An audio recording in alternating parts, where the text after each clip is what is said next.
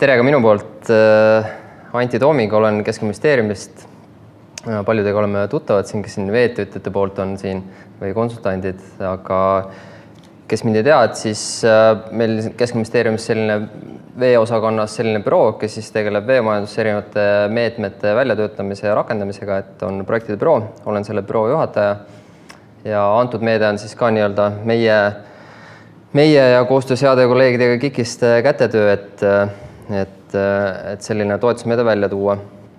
Et ma just täna mõtlesin, et eelmine detsember esimest korda põhimõtteliselt nagu saime KIK-iga kokku, et hakkasime nagu sisuliselt arutama, et kuidas sellist meedet nagu välja töötada, et algselt oli päris palju takistusi seal, aga nagu näha õnnestus, et täna on pool aastat hiljem ja et on ilusti taotlusvoor on avatud ja saame anda siis esmakordselt ikkagi eraisikutele vähemalt KIK-i kaudu toetust, et varem ei ole sellist võimalust olnud. Kui algselt see mõte tuli, tundus päris utoopiline, et nii halduskoormust kui ka muud selle juurde kaasnevat ette kujutada, aga ma usun, et saame hakkama ja anname endast parima, et see meede ikkagi õnnestuks. Aga korraldusliku poole pealt ka, et tõesti, kui on küsimusi, praktilisi, tarkasid, vähem tarkasid, küsige kõike julgelt, et parem kohe siin koha peal kõik ära rääkida ja kui jääme hätta, et siis saame ka kirjalikult hiljem aidata nagu vastata nendele, aga pigem ikkagi küsige, et selleks see infopäev on täna tehtud, et saada nendest nii-öelda komistuskividest üle, et see on ka nii-öelda kõigi jaoks esmakordne, et selline toetusmeede on ja kindlasti ka meie õpime siin ja kui tulevad nii-öelda head näited, et mida muuta siis tingimustes, et siis me kindlasti oleme valmis seda ka kaaluma. Aga lähme siis ettekande juurde, et räägin natuke taustsüsteemist ka, et mis see eesmärk meil on, et miks me sellist toetust anname. Et nagu Kai hästi ütles ka, et ega nii-öelda laiem eesmärk on ikkagi nii-öelda hea elukeskkond, et inimestel oleks võimalik siis kvaliteedinõuetele vastavat joogivett tarbida ja see reovesi, mis tekib, et siis see ka kogutakse kokku ja siis juhitakse ära ja puhastatakse nii nagu korrektne on, et looduskeskkonda kahjustamata. Ja kui nii-öelda natuke ametlikuma tasemelt vaadata, et siis teine põhjus on kindlasti ka see, et Eestis on siis hulk suuremaid reokogumisalasid. Lihtsalt öeldes on need alad, kus on mõistlik reovesi kokku koguda ühiskanalisatsiooniga, et nende osas me oleme võtnud kohustuse, et Euroopa Liiduga liitudes, et me kõik need alad korrastame selliselt, et see reovesi siis ikkagi ka ühiskanalisatsiooni kaudu või siis nõuetekohaste kogumismahutite näol kokku kogutakse. Et see on see teine taustsüsteem ja hetkeseisuga, et kui siin nüüd edasi minna, et täna meil ei ole veel kõik alad korras. Ja üks oluline põhjus ongi selles, et ei ole see ühiskanalisatsiooniga, kas siis ei ole veel kõik välja ehitatud nii palju, kui on vaja, või et inimesed ei ole jõudnud nendega veel liituda. Ja kasutatakse siis nii-öelda kohtkäitlussüsteeme, mis teadupärast tihti lugu, eriti kui need on siin vanemad, ei vasta nõuetele. Ja kui me räägime üldse, et kui suurest hulgast inimestest me täna siis Eestis räägime, et kes ei ole veel liitunud, et meie andmetel on neid siis 15 000 elamut, kui korrutame selle keskmise leibkonna suurusega, et see on siis natuke üle 30 000 inimese, mis Eesti kohta on ikkagi üksjagu. Ja kuna veel siin lähiperioodil ehitatakse välja päris suured alad ühiskanalisatsiooniga, ühisveergiga ja kanalisatsiooniga, et siis ka sealt lisandub veel ligemale 8500 elamut, kes siis peaks liituma. Et sisuliselt me räägime siin Pärnu linna suurusest asumist, et mille puhul siis ei ole täit veendumust, et see reovesi sealt ka korralikult kokku kogutakse ja see joogivesi, mis tarbitakse, et see on nõuetekohane. Siin väike kaardike ka, et kus siis on näha, et mis on need punased alad, on need siis alad, kus siis veel rajatakse siin lähima 5 aasta jooksul. Päris suured alad siin Kohilas, Saku vallas näiteks, ka Lääne-Harju vallas, siis Aruküla näiteks, Kärdla näiteks, Kilingi-Nõmme, kus praegult tegevus käivad, kas siis ettevalmistavad või siis juba päris nagu kohe ehitamist alustatatakse.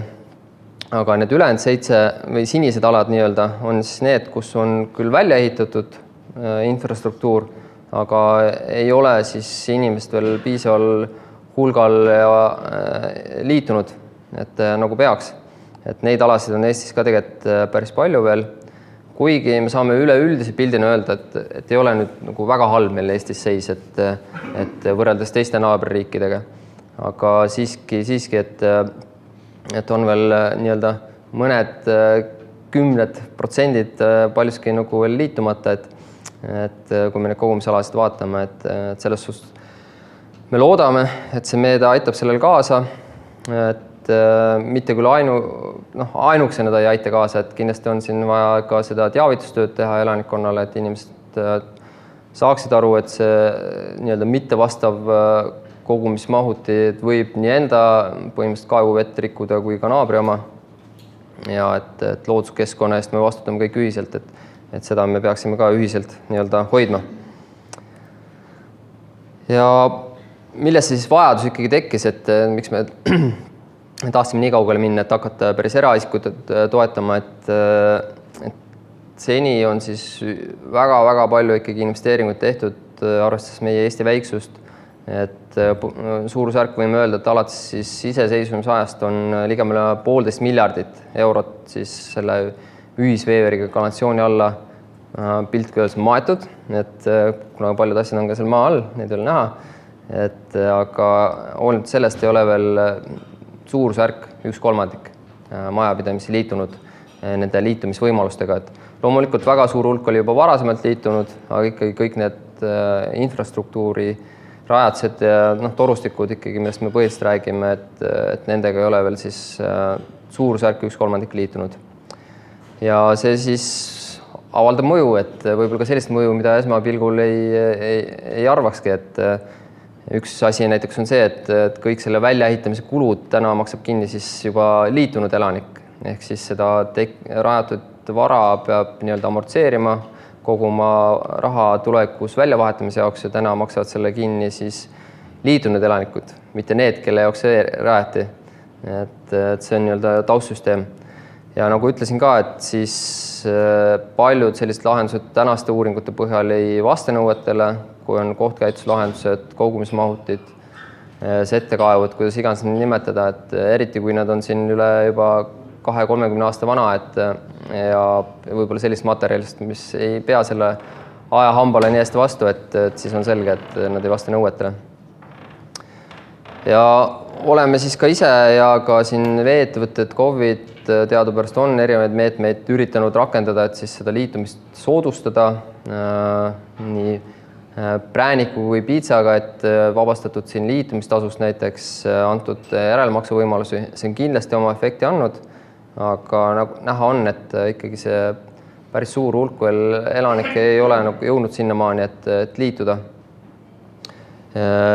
Ja oleme ka ise kaasas käinud ja on ka KOV-id, teame, et on teinud järelevalvet nii-öelda ka nii-öelda teadustamise järelevalvet näiteks, et on tehtud siis joogiveeproove mingites piirkondades, kus paljud inimesed on liitunud ja seal väga tihti tulebki välja see, et sama kaevuvesi, mida tarbitakse, et see on reostunud siis ka siis enda või seal naabrikinnistul oleva selle lahenduse tõttu. Et seda tehakse ja ootus kindlasti siin veeettevõtetele, KOV-idele on, et seda ka jätkatakse, sest ilmselgelt, et ainult see rahalaev seda olukorda ei muuda, et on vaja inimeste teadlikkust tõsta ja on vaja ka seda nii-öelda positiivset ja siis ka võib-olla järelevalve poolt nii-öelda kaasa aidata, et soodustada ja ka infot anda kindlasti, et ma arvan, et paljud elanikud ei pruugi olla teadlikud, et selline võimalus veel juba on tekkinud. Ja kuhu me jäime siis, et oligi siis põhimõtteliselt suur küsimärk oli selle finantsvõimekuse osas. Veeettevõtete poolt saime palju tagasisidet, et senine nii-öelda tegevus ei ole piisavalt tulemit andnud, et arvatakse, et ikkagi see finantstoetus oleks väga oluliseks tõukeks, mis võiks kaasa aidata. Et see oli kindlasti üks oluline ajend, et miks me seda meedet välja töötama hakkasime. Ja nagu ma korduvalt olen maininud ka siin, et just seesama, et need joogiveesüsteemid või see joogivesi, mida täna tarbitakse, ei pruugi olla nõuetekohane ja võib-olla inimesed ei ole ise ka teadlikud sellest. Ja nii-öelda tulevikku vaatav nüanss on kindlasti ka see, et siin hetkel on käimas siis uue ühisveevärgi kanalisatsiooni seaduse väljatöötamine, mis siis antud sektorit oluliselt mõjutab ja seal on pandud kohustuseks liituda, mida täna meil ei ole, et täna otseselt kohustust liituda ei ole, kindlasti on väga soovitatav, kui sul süsteemi ei vasta, et siis sa võid piltlikult trahvi saada, aga kohustust täna ikkagi ei ole ja arvestades seda, et see kohustus tekib, et siis on ka teise käega oluline, et riik ka siis toetaks seda, et muidu võib tekkida olukord, kus siis pannakse päris suur kohustus peale, aga elanikul võib-olla ei ole võimalik seda nii-öelda kohustust täita. Et seetõttu on ka see toetusmehhanism selle mõttega. Ja see siis kõik suunaski meid sinna poole, et sellist toetusmeedet välja töötada. Et nagu juba ka ütlesin, et see on meil esmakordne, et tegime nii hea kui võimalik, aga võivad olla kindlasti seal nüansse, mida meil on vaja veel muuta, et siin järgmiste voorude jaoks. Et mõned näited, olen ise käinud siin kaasas Keskkonnainspektsiooniga nendel reididel ja noh, on ka selliseid pilte päris tihti, et kui sa näed, et see kogumismahuti on rajatud seal 30 aastat tagasi, ja tellistest, et suure tõenäosusega ta ikkagi lekib ja kui küsida ka inimese käest, kui tihti siis välja veetakse, et kui öeldakse, et kord suve jooksul või kord aastas, 2 korda aastas, et siis on selge, et ju inimene tarbib oluliselt rohkem vett, aga kuhugi ta läheb, eks siis läheb maa sisse nii-öelda, aga tagajärg on see, et me reostame enda kaeva või siis põhjavett. Et see on ka oluline nii-öelda nüanss, et miks me seda meedet tegime. Aga et siis konkreetselt tingimustest, nagu Kai ütles, et siis meede on avatud, eelmine teisipäev sai avapauk antud, et taotlemise info kõik on KIK-i kodulehel olemas, et väga soovitan sealt seda infot koguda, kuna on väga palju ikkagi eri nii-öelda kaasusi ja olukordi, et siis kuuldavasti väga palju KIK-ist ka küsitakse, aga soovitaks esmajoones üle vaadata ka KIK-i kodulehel olevad korduma kippuvad küsimused ja nende vastused, et sealt võib-olla leiab oma küsimusele juba vastuse. Et siis nii-öelda ei peaks tühja tööd tegema. Ja taotlus siis põhimõtteliselt saab esitada nii e-posti teel, ka paberikandjal. Väga välja ei tooks seda, soovitaks kindlasti e-posti teel, et see oleks kõigile lihtsam, aga kui on vajalik, siis ka paberi teel. Ja siis saab ka e-toetuse keskkonnas, et täiesti elektroonselt saab kõik esitada. Nii, et kellele suunatud, nagu pealkiri ütlebki, et siis see on eraisikutele ja mis see tingimus selle taga on siis see, et taotleja peab olema siis üks füüsilisest isikust omanik, ühisomanik või kaasomanik ja see peab olema kinnistusraamatusse kantud, et siis tekib õigus toetust taotleda. Ja oluline nüanss on siin seejuures see, et üks nii-öelda ühis- või kaasomanik ei tohiks olla juriidiline isik.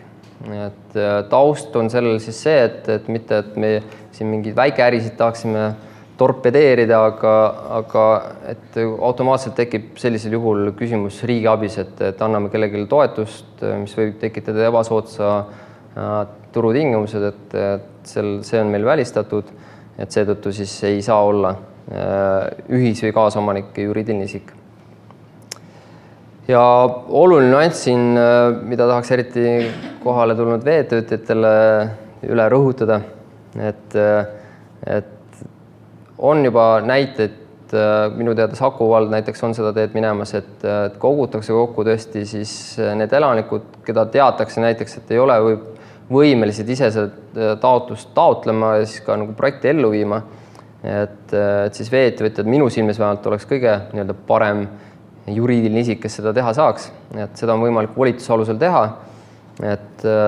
Ja on ka lubatud nii-öelda, et see veeettevõtja ise või kes iganes muu MTÜ juriidiline isik, kas veeehitusettevõte vormistab selle taotluse ja volituse alusel siis taotleb ja viib ka projekti ellu. Et see aitab kindlasti kaasa, sest kui on probleemiks nii-öelda finantsvõimekus võib-olla vanemaealistel elanikel, siin meil juhiti ka tähelepanu, et eriti nii-öelda vanemaealised, eriti üksi elavad inimesed, et nendel statistika järgi ongi kõige nii-öelda finantsilises mõttes kõige nii-öelda ohustatum sotsiaalne grupp, et eriti neid, aga ka muid nii-öelda, kas või nagu nii-öelda võimekuse mõttes, et ei ole võimalik nagu selle asjaga tegeleda, et siis vee-ettevõtjad kindlasti võiksid olla need, kes vaataks sellise pilguga, et keda saaks ja kelle eest saaks toetust taotleda ja seda projekti ellu viia. Palun. Triin Matsalu, Märjamaa vallavalitsus, et kõigepealt 2 küsimust, et võib vahepeal küsida. Palun muidugi, see on väga tervitanud. Kõigepealt see kaasomaniku teema, et kui on kortermaja selles mõttes, ta ei ole tüüpkortermaja, vaid on selline 8 korteriga maja ja seal on 2 korterit kohaliku omavalitsuse omad, aga need on välja üüritud nagu sotsiaalpinnana. Mis sellisel juhul on võimalik või üldse ei ole võimalik, et need teised 4 on eraisikud või 6? No ma ei tea, hetkel on meil see, et ei tohi olla juriidiline isik, et kohalik omavalitsus ei ole juriidiline isik. No selles mõttes on ju. Kas ta on ikka avalik õigus? No just, jah. No, kas sellisel juhul on võimalik taotleda või ei ole? Ja kui kohalik omavalitsus võtab selle teiste eest nagu teha? No kui me räägime sellest põhjusest, miks me nagu välistasime, et see riigiabi, et see on ikkagi mõeldud nii-öelda sellistele juriidiliste isikutele, kes siis tegutsevad mingis turutingimustes, et kohalik omavalitsus ei konkureeri omavahel. Sellisel juhul proovime esitada. Ja teine küsimus on selle volituse kohta või tuleb see hiljem, et kas see on lihtkirjalik? Jah, ta on lihtkirjalik. Vee-ettevõte või kohalik omavalitsus võtab lihtkirjalikult. Et KIK-i kodulehel on ka see nii-öelda näitena üks nagu vorm välja pakutud, et milline see võiks olla. Et ta ikkagi on just, et ta ei ole kindlasti notariaalne meil, et see läheks liiga keeruliseks. Aga see esimese punkti juurde, et ma lõplikku vastust ei julgeks anda, et konsulteeriks kindlasti juristidega, aga mulle tundub nagu loogiline, et siin on küll koht, et eriti kui see on ka nii-öelda sotsiaalkorterid, et keegi nii-öelda teine juriidiline isik ei kasuta neid. Just, et ma usun küll, et siin leiab lahenduse. Aitäh! Jah, palun. Seoses sellega mul on ka küsimus, tähendab, mul on omanik tütar, kes elab Saksamaal, aga me oleme nagu notariaalselt kinnitanud seda kaasomanduses. Ma mõtlen, ei ole mingisugust mõtet tema käest volituse võtta. Kaasomanik võib taotleda, et jaa, ei, siin kui teie olete kinnistusraamatus, olete kirjas, et no jah, see oli nagu minu suvile, aga lihtsalt... Et siis on näiteks, kui teie taotlete, et siis on okei.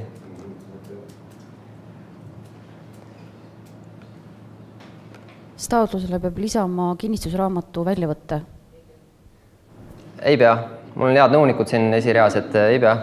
Kordan. Et meil on, KIK-il on juurdepääs sellele, et siis puudub vajadus seda esitada. Nii, aga kui rohkem küsimusi ei ole, et siis läheks edasi. Et mida me siis toetame, et põgusalt Kai ka seda mainis alguses juba, aga kordan siis üle, et meie põhihuvi on selgelt, et inimesed siis liituksid ühisveevärgiga ja ühiskanalisatsiooniga, kui on mõlemaga võimalik liituda. Kui on ainult ühega võimalik liituda, siis saab ka ühega, saab ka ainult selle jaoks toetust. Aga need alad on siis meil need üle 2000 IE reogumisalad. Et see IE põhimõtteliselt tähendab inimest seal, Eestis on meil 57 tükki.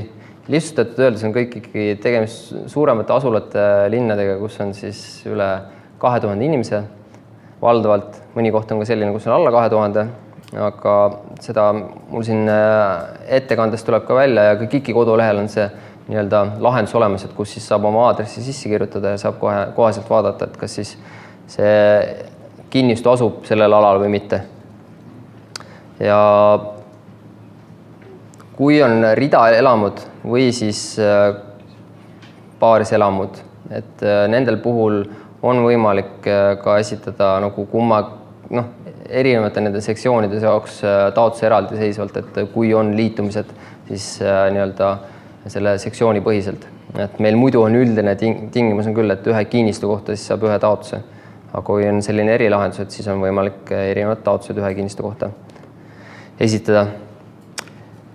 Siis kogumismahuti on meil muu hulgas ka toetatav. Miks me seda teeme? Et seda teeme sellepärast, et inimestel peavad ikkagi võrdsed võimalused olema, et kui inimene elab sellisel alal, kus siis tal ei ole võimalik ühisveekanalisatsiooniga liituda, olukorras, kus siis kohalik omavalitsus läbi vee-ettevõtte ei ole seda ühisveevärki kanalisatsiooni välja ehitanud, et ka nendel oleks võimalik siis kas rajada või ümber ehitada enda kogumismahuti, et selle jaoks me anname ka toetust. Siin on eri klausel, et me tühja tööd ei teeks, et näiteks vee-ettevõte plaanib sinna ehitada ühisveevärki kanalisatsiooni, aga me samaaegselt siis toetame kogumismahutit.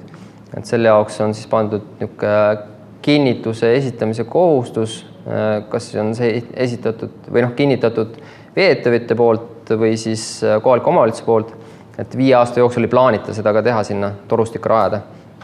Et me väldiksime topeltrahastamist. Aga et siis on ka võimalik neid kogumismahuteid rajada või siis ümber ehitada. Et seoses sellega, et kanalisatsioon nagu igal pool tekib praegu, et see nende mahutite tühjendamine kasvab geomeetrilises praegu niisuguses pinges, nii et neid kasutada on minu meelest väga mõttetu. No eks see sõltub hästi piirkonnast, aga siin Harjumaal on tõesti teada, et kuna siin see kohad, kuhu seda reovett saab viia, on piiratud, et see hind on üles läinud. Aga mis seal salata, et tervikuna on see kasulik, et kui on ühisveevärk-kanalisatsioon välja ehitatud, et siis on mõistlik, et inimesed ikkagi liituksid ja see on ilmselgelt esmasoovitatav ja olukorras, kus inimesel on liitumisvõimalus, et siis me ei annagi toetust selle kogumismahuti jaoks, et see on ainult nendel juhtudel, kus tal tõesti ei ole, et elab kuskil näiteks äärealal, aga et me neid ka ikkagi kohtleksime võrdselt, et selle jaoks on meil see võimalus olemas. Kaasomandi kohta ja selle liitumisarvu kohta. Ühel kinnistul üks hoone, kinnist on üks, hoone on üks omanik ja tegelikult on 2 kaasomanikku. Tehniliselt on välja ehitatud liitumispunkt veevõrgul ja kanalivõrgul, nii et mõlemad võivad tehniliselt liituda. Kui nüüd vaadata neid tingimusi, siis üks liitumine ühe kinnistu kohta. Mis teha selles olukorras, et 2 naabrit, sisuliselt 2 naabrit, 2 kaasomanikku, lähevad omavahel kemplema, kaklema, et kas siis kehtib põhimõte, kes ees, see mees? Aga kas ta on siis paarismaja või? Ei ole. Üks majapidamine? Üks elamu, jah. 2 nagu sisekäiku, 2 korterit. Aga korterid ikkagi? Üks elamu, üks kinnistu. Okei. No ma ei tea, lahendus, mis mulle tunduks mõistlik on see, et kui ta on ikkagi korterelamud, et see nüüd sõltub sellest, kuidas ta ehitisregistris on ühe. Okei. Et ta on ümber ehitatud siis lihtsalt korteriteks. No tänaste tingimuste kohaselt ta saaks ühe ikkagi taotluse teha, aga tal on ju võimalik ka seda seadustada ehitisregistris läbi kohaliku omavalitsuse, ma eeldaks. Et näiteks 2 korteriga elamuks, et siis tal teoreetiliselt oleks küll võimalus. Jah, näiteks. Et see oleks üks lahendusvariante, kui nad ära ei lepi, et okei. Aga läheks edasi, et nagu ma ütlesin, et KIK-i kodulehel saab kontrollida, kas kinnistu asub nendel aladel, kus siis toetus saab taotleda või mitte. Või siis ka keskkonnaregistrist, kus meil on kõikide alade kohta kaardid olemas, kus saab seda kontrollida. Muud tingimused on siis sellised, et ei tohi olla teostatud tööd, ehk siis ei tohi olla sellist olukorda, et kus tegelikult on juba välja ehitatud liitumine ja siis tullakse lihtsalt natuke preemiat küsima, et seda me kindlasti ei soosi, et seda siis saab kontrollida ka, saab ja peab kontrollima siis läbi kohapealsete olude reaalselt konsulteerides vee-ettevõttega või omavalitsusega, et seda me kindlasti ei saa teha. Ja siis nagu öeldud, see elamu peab asuma üle 2000 inimekvivalendiga reokogumisalal. Elamu peab olema ehitisregistris ja siin elamute kontekstis me piiranguid ei seadnud, et siin mis iganes vormis ta seal ehitisregistris on, kas on tõesti kaksikelamu, ridaelamu, üksikelamu, suvila, aiamaja, et keskkonna mõttes ei ole vahet, kas see reostus tekib seal suvilas või tekib mujal. Et seetõttu me ei piiranud siin midagi, aga ehitisregistris ikkagi see elamu peab olema olemas. Ja teine nüanss on siis ka see, et peab olema hoonestatud. Et tähendab siis seda, et ikkagi reaalselt kasutatav elamu, ta võib olla küll suvila, aga ta peab ikkagi olema valmis mitte pooleli olev ehitamisjärgus olev hoone. Et mõte on siis selles, et miks me seda toetust anname, on ikkagi selles, et juba reaalselt tekib seal reostuskoormus, mõju keskkonnale, et neid olukordi me peame lahendama, et seetõttu ka see tingimus.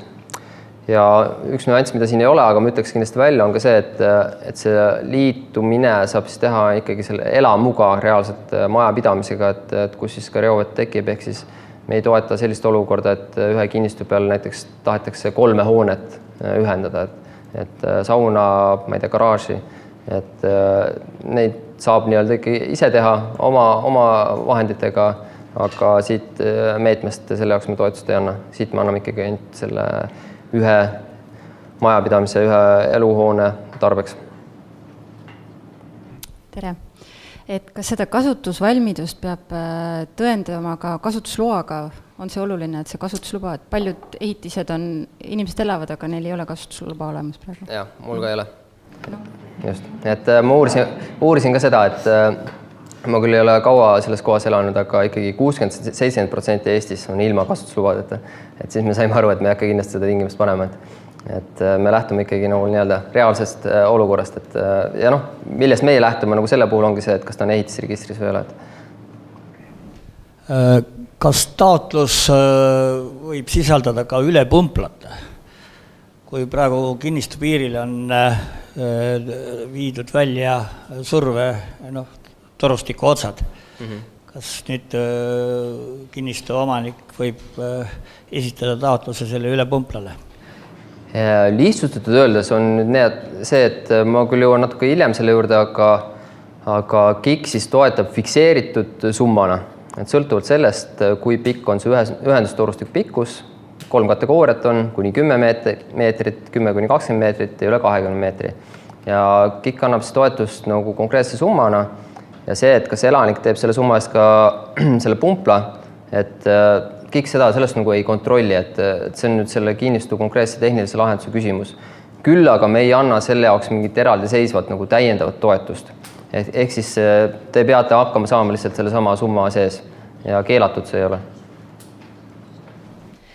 Tere, jäin teie eelmistest lausetest kuulma või jäi kõrvu see, et te ütlesite, et üks hoone tohib olla kinnistul.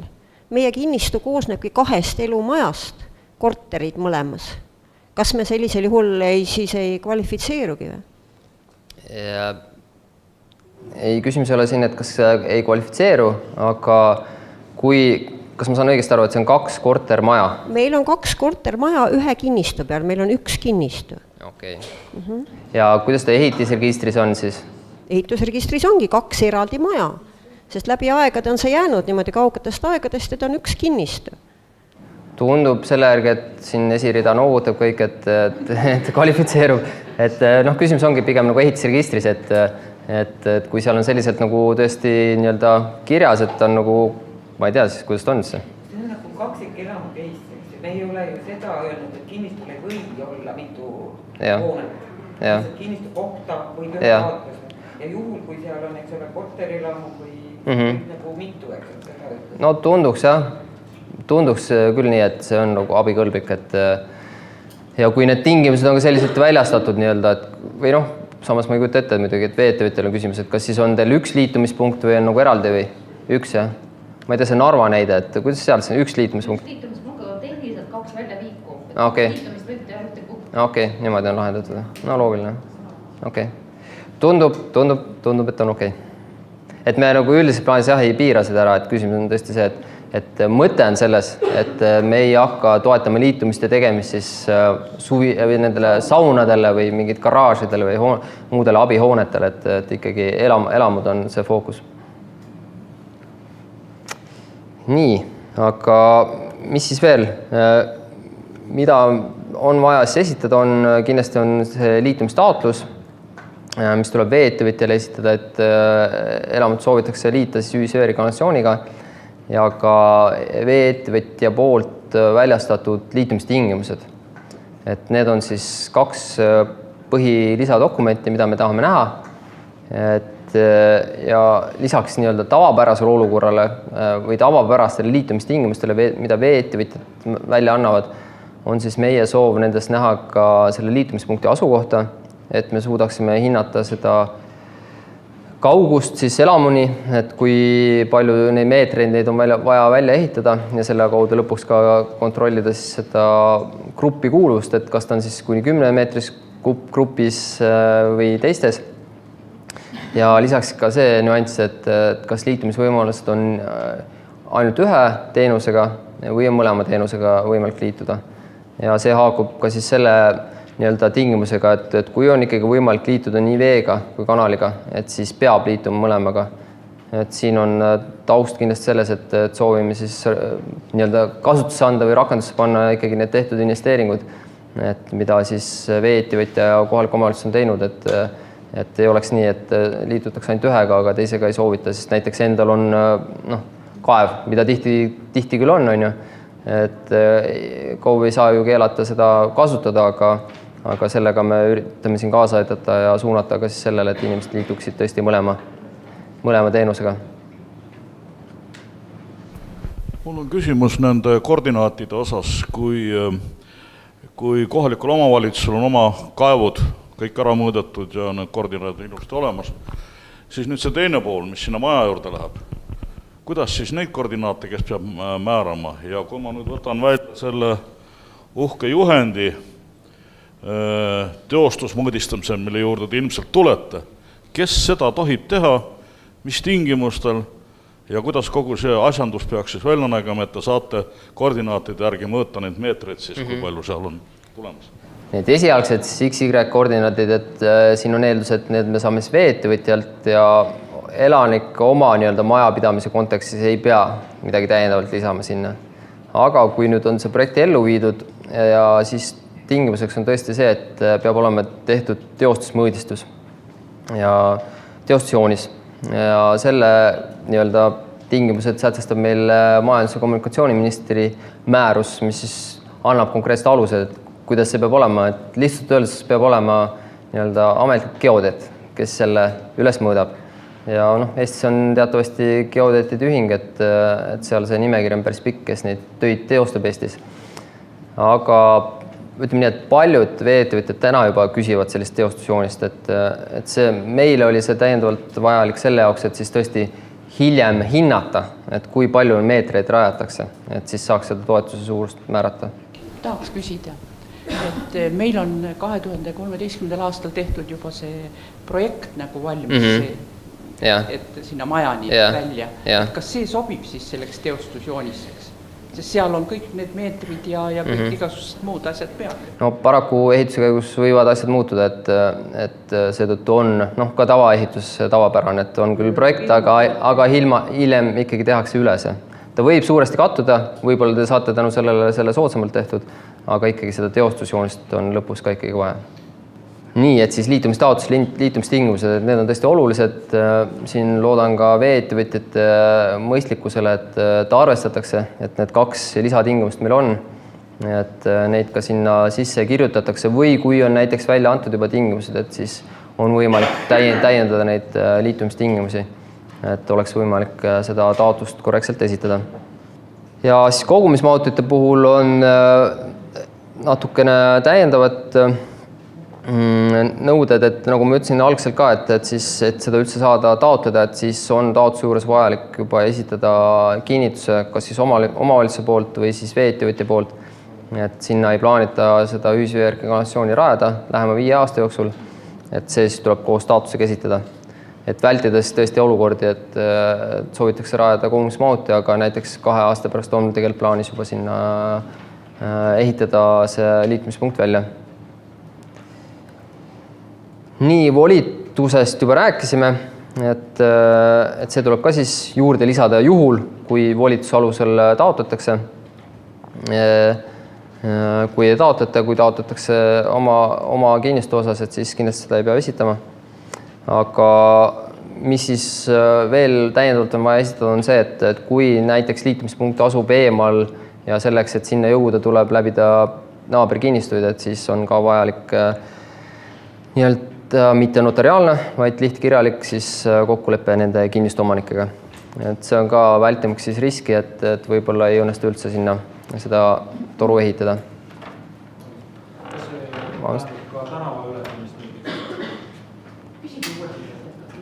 Et kas see naaber või kellegi teise kinnistu tähendab ka näiteks tänavat, et tänava ületamist, et kas selleks peab ka olema kinnitus? No ma eeldaks küll sellest, et see üldjuhul kuulub siis KOV-ile, et võib-olla on seal mingid vabalt võivad olla kommunikatsioonid, mistõttu kas ja kus kohast läbi tulla, et see selgub alles. Et seetõttu on jah vajalik see. Kati, taga. Eelmise küsimuse jätkuks küsiks, et kui tänavat tuleb ületada, selles mõttes liitumispunktid ehitataksegi tänavale, on seaduse järgi kuni meeter kinnistu piirist, et mingi ehituse sa pead ikkagi tänaval tegema, et ma arvan, et sinna ikkagi ei oleks vaja seda KOV-i kinnitustööd. No sellisel juhul kindlasti jah, kui see on seal tänava sealpool ääres, kus on see kinnistu, et seal, seda me kindlasti ei ole eeldanud, et nende näidete puhul oleks vaja esitada, aga kui on vajalik tõesti seda tänavat nagu ületada, kuhugi mujale minna, et ma eeldaks, et see on ikkagi nii-öelda selline tegevus, mis juba üldjuhul KOV-i eeskirjade kohaselt eeldab sult, ma ei tea, kaeveluba ja mida iganes tänavate sulgemise luba, et see on küll selline töö, et mis päris lihtsalt ei pruugi õnnestuda, et seetõttu on vajalik seal. Vähemalt esialgselt ma esimese hooga ütleks küll sellise vastuse. Aga need on ka nüansid kindlasti, mida siis KOV-iga ma arvan, nagu läbi rääkida näiteks, või kui on teada, kes see tänava omanik on, et kui räägime mingid suvile piirkondades, seal tihti on ju nende tänavate omanikud, need on seal kitsad tänavad, need on seal kohalikud need samad aiandusühistud, et seal ei pruugi olla selle volituse saamine probleem olla. Tähendab, ma ikka jonnin selle liitumise asjaga edasi, et juhul, kui meil on vaja näiteks teha liitumine tänavale, see kaev on tänaval, kas see liituja või liitumistööde tegija peab olema spetsialiseeritud ettevõte või kujutatud ette, et see on siis nagu igamees ise labida ja kirkaga läheb sinna kallale. Ja teine asi, mis, ma olen Loksalt pärit, meil on seal ka riigiteed, riigimaanted, ehk tähendab, nõusolek tuleb saada siis Maanteeametilt nende teedel toimetamiseks. Et kas see kogu see bürokraatlik asjaamine ei lähe natuke liiga keeruliseks sellele konkreetsele soovijale, kes tahab seda asja teha. Ja ma veel kord tuleksin nende koordinaatide juurde ka välja. Mul jäi ikkagi arusaamatuks, kas see koordinaatide määraja peab olema litsenseeritud isik, sest muidu võib ükskõik kes sinna midagi peale kirjutada. No läheks siis järjest, et esimene küsimus oli riigimaanteede osas, et see tõesti sõltub sellest olukorrast, et me eeldame, et mis juhul on vaja volitust, on siis see, et kui sa läbid, tõesti, see liitumispunkt on, ma ei tea, väga eemal sellest kinnistust. Tavaolukord on ikkagi selline, kus siis liitumispunkti koos kõlastatakse sama kinnistu omanikuga. Ehk siis ta on endal põhimõtteliselt nagu aia taga kuni 1 meeter. Et see teoreetiliselt ei saagi nii-öelda jääda kellegi muu maa peale või riigi maa peale, et sa peaksid mingit tänavat üles lõhkuma seal, et jah, kui ta on nagu vahetult seal, siis ma küll tõesti, see mõte kindlasti ei olnud, et see mõte oli ikkagi teine, et aga ütleme nii, et meie, mis ainus asi on tõesti täiendav, on siin see, et me tahame saada volitust, kui ta läbib siis kolmandate isikute kinnistuid. Ega muudel juhtudel igal juhul see isik ise vastutab oma nagu tegevuse seaduslikkuse eest, et KIK seda kontrollima ei hakka. Meie lähenemine ongi selline, et me tahame näha, et inimesel on liitumisvõimalused ja ta saab need tingimused esitatud. Ta teeb need tööd ära, kas ise või tellib, seda täpselt samamoodi meie ei kontrolli. Kuigi jah, seaduse ees on ikkagi see taotleja või ehitaja või tellija on ikkagi ise vastutav, aga KIK seda täiendavalt kontrollima nagu ei hakka, et kas see on seaduslik või mitte. Aga ma tunnistan, et see volituste teema, et nende naaberkinnistute osas, see on ka meie jaoks nii-öelda natuke uus, on ju, et me ei ole nii täpist nagu toetust varem andnud.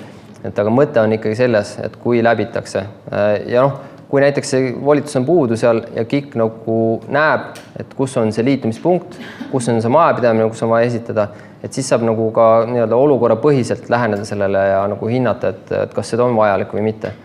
Et automaatselt sellele, kellel on aia taga see liitumispunkt, lihtsalt öeldes, et sellel juhul me kindlasti ei eelda, et ta peab hakkama neid volikirjasid kokku ajama. Koordinaatide küsimus, et need annab ikkagi vee-ettevõtja. Me ei eelda, et vee-ettevõtja on geodeetilise litsentsi omanik, et aga arvestades seda, et ikkagi need torustikud on rajatud ja need on täpselt samamoodi üles mõõdistatud, teostusjoonised on olemas, peaksid need XY koordinaadid olemas olema, et seda annab siis vee-ettevõtja, et seda erialaisik ise tegema ei pea, aga nii-öelda see lõpu teostusjoonis, et seda peab kindlasti siis ikkagi geodeed tegema, et tal peab olema geodeetiliste tööde litsents, on ju, et ja siis, mis on registreeringu nõue on ka neil, et need... Mingi kodulehel kordus kippuvad küsimused 14. Jah. Et ühesõnaga jah, et on Kiki kodulehel on ka eraldi viide selle jaoks, et selle sama küsimuse osas, et jah. Palun. Mul oli 2 asja, üks oli väike soovitus, teine küsimus, et ma jäin seda 14 vaatama, aga esimene on see soovitus maksumuste kohta, et kas te siin oma kodulehel, kus on info, toetusmeetme kohta, saaksite välja tuua selgelt selle, et need summad, mis siin on selline arvestusega 66% reaalsetest tasudest. Täna see kuskilt mujalt välja ei tule, kui sa pead sinna määruses seletuskirja minema. Et ma ei tea, ma ei leia seda siit küll kuskilt. Et soovitus, et ta võiks nagu siin ka olla, kas siis küsimuste all või siis selle info all.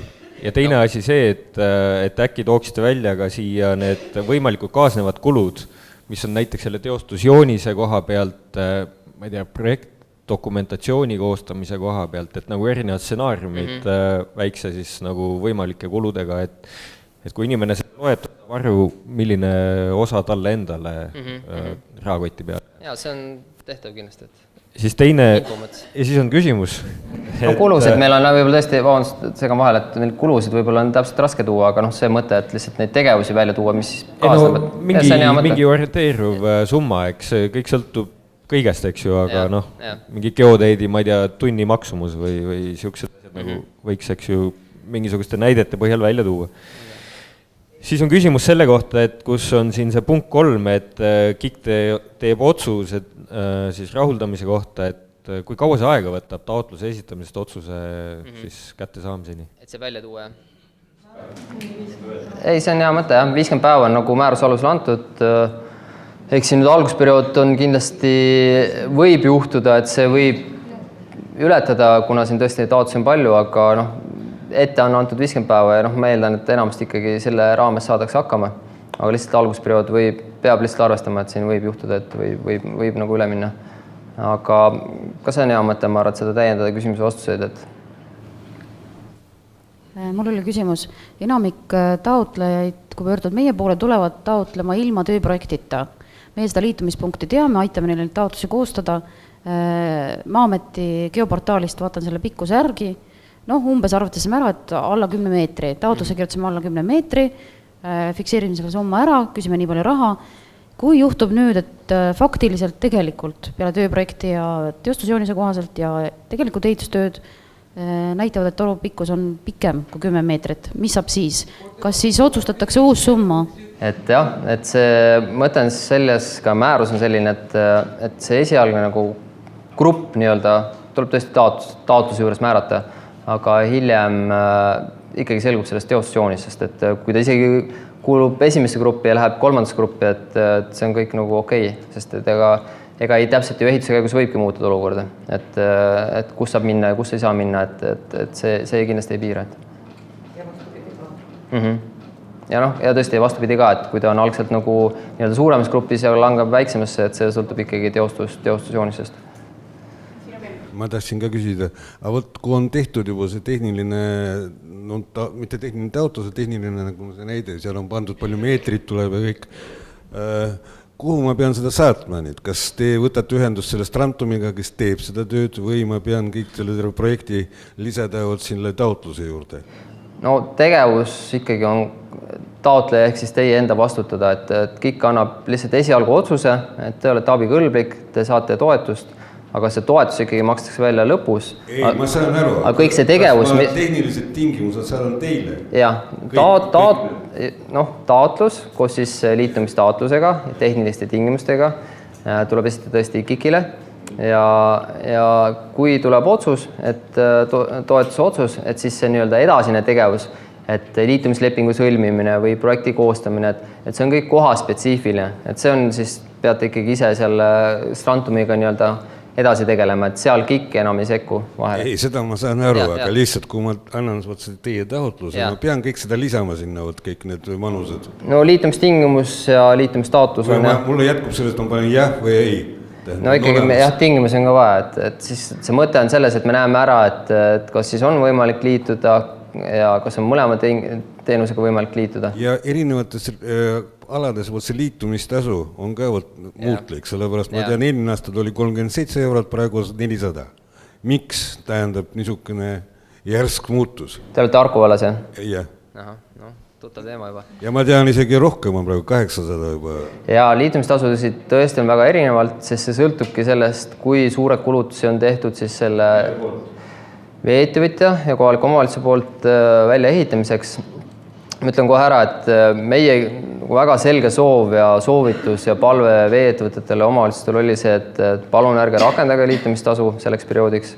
Ma tean, et paljud veeettevõtjad on juba seda teinud, et nad on nii-öelda tasu tühistanud, liitumistasu tühistanud, aga Harku vallas just täna rääkisin omavalitsusega, et meie palve neile oli ka, et palun tõsiselt ikkagi kaaluge seda, et sellest liitumistasust loobuda, sest muidu on olukord selline, et riik ühe käega annab ja siis keegi teine teise käega võtab, et ka finantsmajanduslikult see kasu sellest ühekordsest nagu summast ei ole veel niivõrd suur, et tuleb vastu lööka.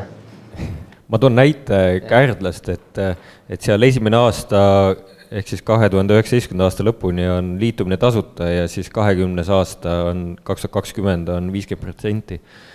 Et üleskutse tulge elama.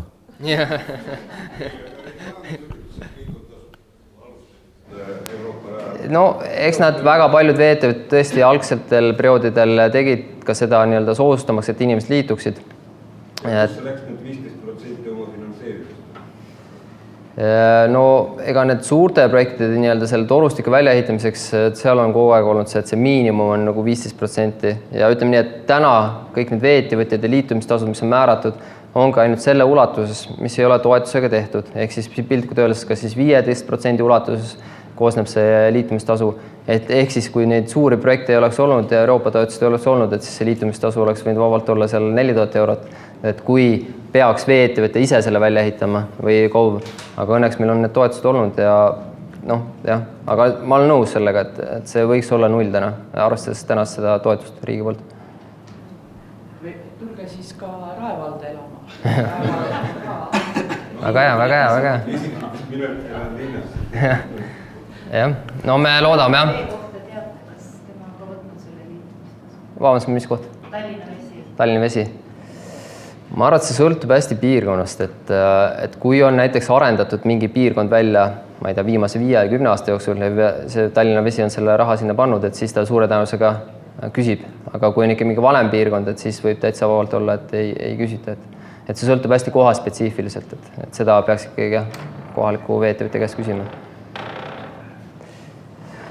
Nii, aga siis mõned asjad veel, et juba sellest rääkisime ka sellest taotluse juurde kirjutatavast planeeritavast torustikpikkusest kinnistu sees.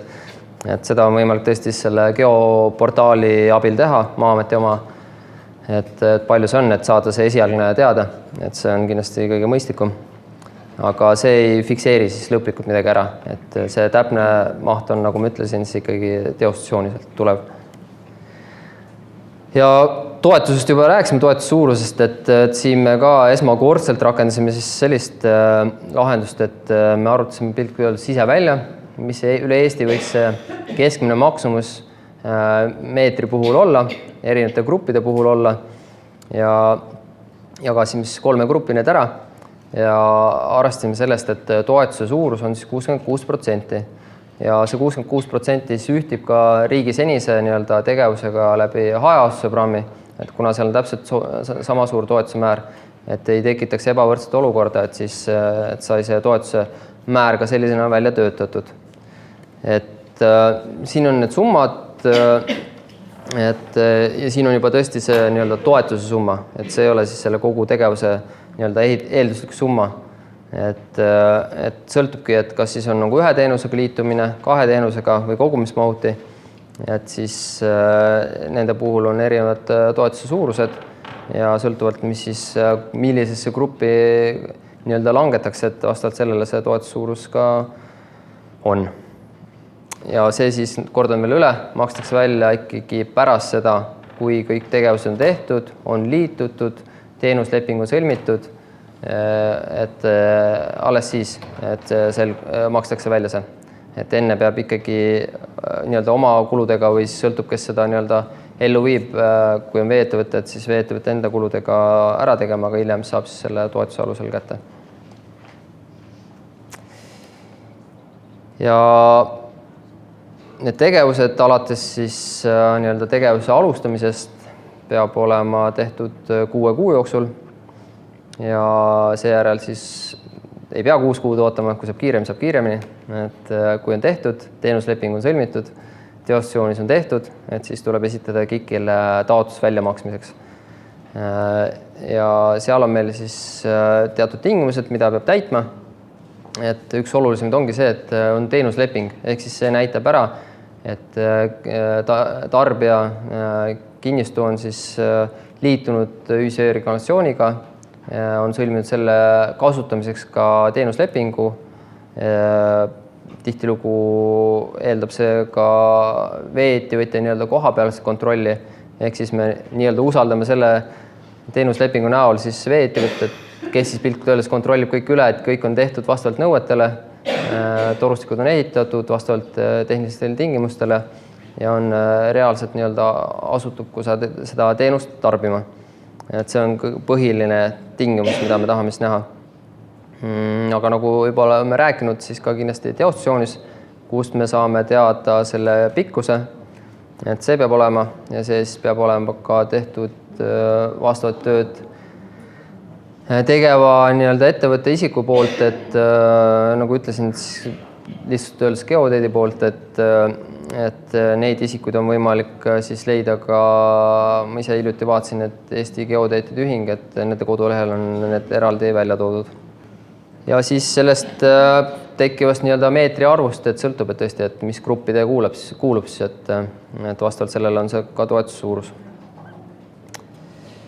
Ja kogumismahuti, kuna see on nii-öelda natuke teistsugune lahendus, siin veeettevõtja ei käi koha peal üle vaatamas, mida rajati, et siin me tahame natuke rohkem näha. Et siin me tahame siis näha tootesertifikaate, et see oleks ikkagi reovee kogumiseks mõeldud mahuti, foto paigaldustöödest ja ka siis KOV-i kohaliku omavalitsusele esitatud kasutusteatist. Et need kõik asjad tuleb ka veel täiendavalt esitada. Aga minu poolt viimane slaid siin, et lihtsalt taustainfoks, et kuna see meede puudutab oluliselt nii veeettevõtteid kohaliku omavalitsusi, et siis et sai ka siin eelmine nädal ühiselt alla kirjutatud vabatahtja lepingule, et mis siis sätestas seda, et kohalikud veeettevõtjad siis aitavad nii, kuidas nad jõuavad nii-öelda kaasa sellele meetmele. Ja üks punkt, nagu me rääkisime, oli ka see liitumistasust loobumine, et see ei ole nii-öelda kohustuslik leping, see on vabatahtja leping, nagu ka pealkiri ütleb, aga me ikkagi väga loodame ja paljud veeettevõtted on ka seda teed minemas, et tõesti loobuvad sellest liitumistasust ja siis arvestavad erinevate dokumentide väljastamise vajaduse ja muu nii-öelda töökoormuse tõusuga, et kaasa aidata selle meetme edukusele ja et siis neid elanikke inimesi toetada ja aidata. Ja samamoodi ka meie Keskkonnaministeerium ja ka KIK, et kui siin meetme rakendamise käigus tekib meil paremaid lahendusi, et siis me kindlasti ka seda nii-öelda rakendama hakkame ja määrust ka muuta saame. Aga siin veel küsimus, jah? Tulge Kärdlasse. Ja muidugi. Aga et te olete kindlasti erinevaid analüüse teinud, et mis te arvate, kui kauaks sellest 10 miljonist võiks jaguda? Hea küsimus, et kui nüüd võtta see koguarv, kes meil täna on, et 15 000 majapidamist ja korrutada läbi see 2500 euroga, et siis see läheb tublisti üle 10 miljoni.